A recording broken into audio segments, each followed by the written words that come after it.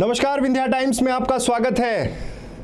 आपको भी यही उम्मीद होगी कि फिर से वो आंकड़े लेकर मैं आपके बीच आया हूं, लेकिन आंकड़ों से ज़्यादा इस बात की चिंता बहुत ज़रूरी है कि जिस तरह से कोरोना के मामले बढ़ रहे हैं उससे अब आपको सतर्क और सावधान होने की ज़रूरत है।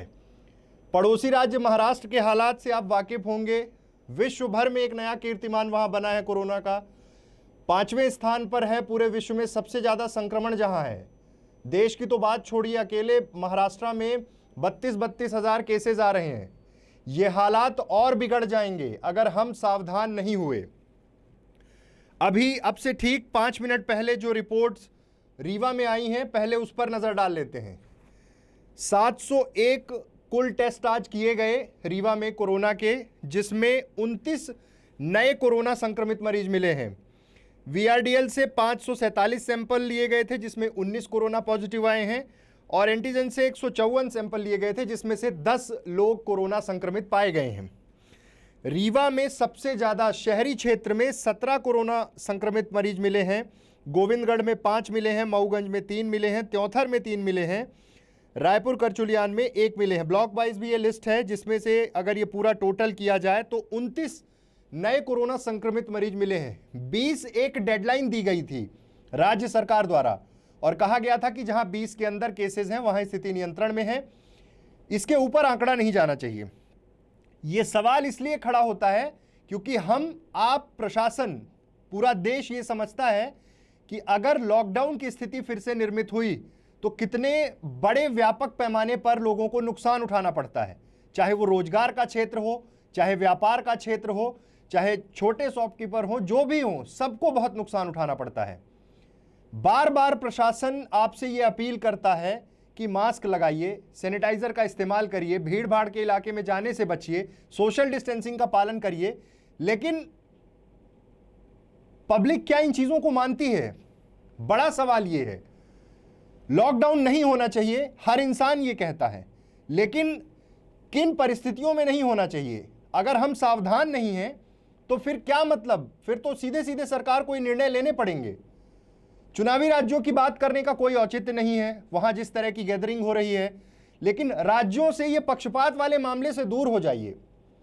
रीवा में जिस तरह से केसेस निकल रहे हैं, पहले 28, फिर 19, फिर 21 और अब आज 29 नए कोरोना के मामले आए हैं।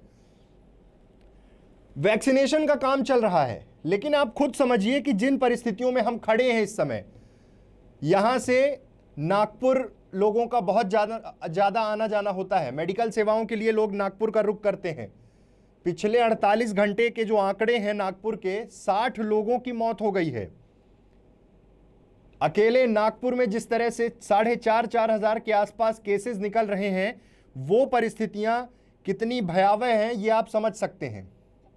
रीवा में जो परिस्थितियां हैं, रीवा में जिस तरह से केसेस बढ़ रहे हैं, लगातार ये देखा गया है कि लापरवाही हमारे स्तर से हो रही है।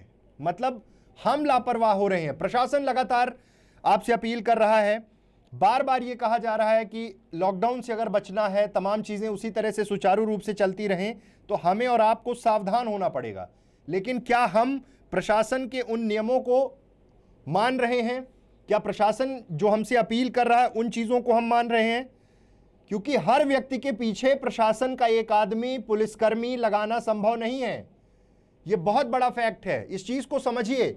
आज जो परिस्थितियां हैं, आज जिस तरह से चीजें निकलकर सामने आ रही हैं, दिन प्रतिदिन जो आंकड़ा बढ़ रहा है, उससे किसके सामने ये चुनौतियां खड़ी होंगी? हमारे और आपके सामने। तमाम चीजें पटरी पर दोबारा लाने के लिए पूरा देश जद्दोजहद कर रहा है।